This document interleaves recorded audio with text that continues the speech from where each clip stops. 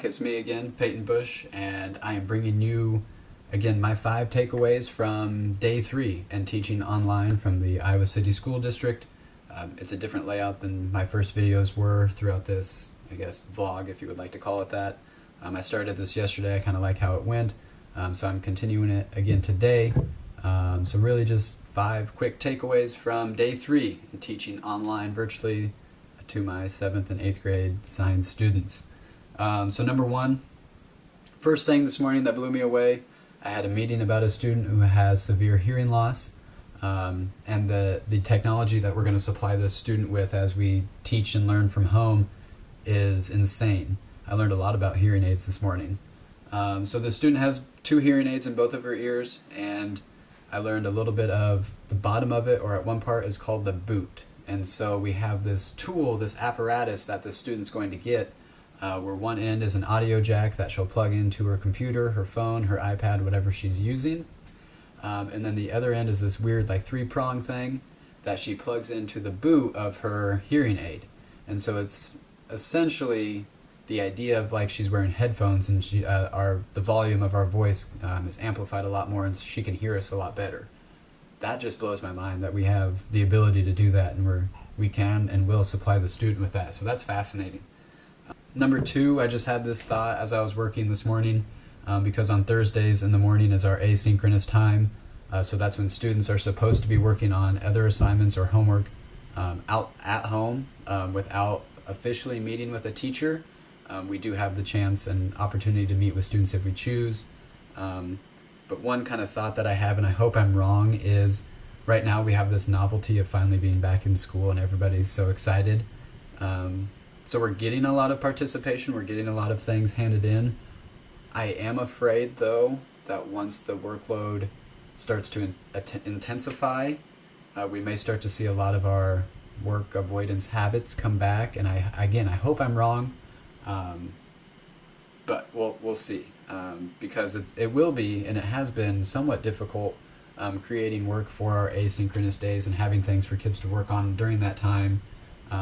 And again, it'll be a juggle of what's not enough, what's too much.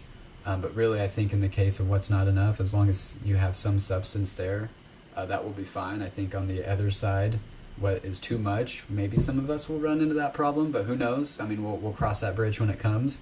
On to number 3. Don't add your own tone or your own sass, I guess, to like a colleague or a parent email. That's something that may be difficult and will be difficult for some people. But just because you get an email from a colleague or a parent that may seem like they're attacking some choice or decision that you've made, again, remember this is a stressful time for everybody. So don't read it as if they're coming or attacking you. They may just be really confused and do not know, and so their anxiety and their nerves are through the roof, and they're just trying to get answers.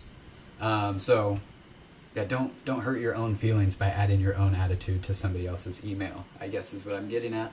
Number 4, there has to be a better system for our kids to keep things similar from teacher to teacher. I mean, we're all using Canvas, so we're keeping that the same, but there's still so many multiple ways to hand in assignments through Canvas that now I think we're starting to see maybe some confusion. So I want to get that figured out with my other colleagues to figure out who's assigning assignments a certain way or how we're assigning those assignments.